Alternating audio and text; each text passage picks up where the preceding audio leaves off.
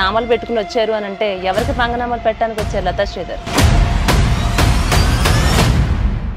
అంటే మీరే ఇలాగా నామాలు పెట్టుకుంటారా? మీ జిల్లాలో ఉన్నటువంటి ప్రతి ఒక్కరు కూడా ఇలా నామం పెట్టుకోవడానికి ఇష్టపడుతూ ఉంటారండి. సోషల్ మీడియాలో కూర్చొని కోట్లకు కోట్లు మేము లోన్లు ఇప్పించగలుగుతాం మేము అని జనాల్ని ఉదరగొట్టడం కావచ్చు. అంటే అపాయింట్మెంట్ల పేర్లతో వాళ్ళ దగ్గర వేలకు వేలు మీరు తీసుకుంటున్నారు అన్నట్టుగా విన్నాను.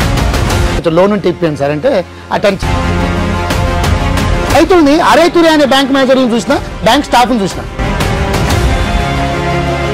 మీరు రైతుల పక్షపాత అసలు ఏం చేశారు రైతులకు మీరు ఇప్పటి వరకు?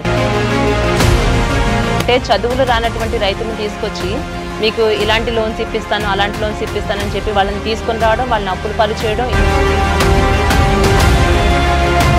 అవును, మీరు అన్నది నిజమే. మహేష్ బాబు శ్రీమంతుడి సినిమా చూసే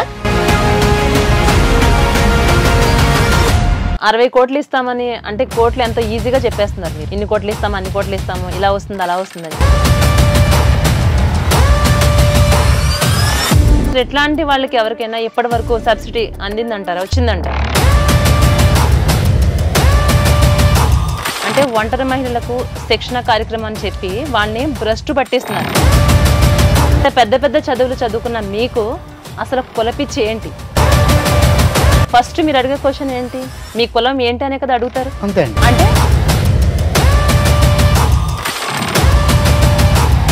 రావణాసురుడే మా కులం, రావణాసురుడిది మాది ఒకటే కులం అని చెప్పుకుంటున్నారంటే అంటే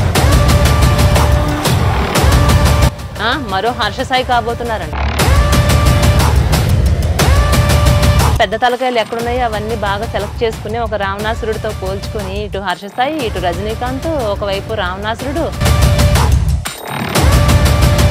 ప్రధానమంత్రి ఛాయ్ అమ్ముకునేటటువంటి వాడు అని గౌరవం లేకుండా మాట్లాడడం జరుగుతుంది.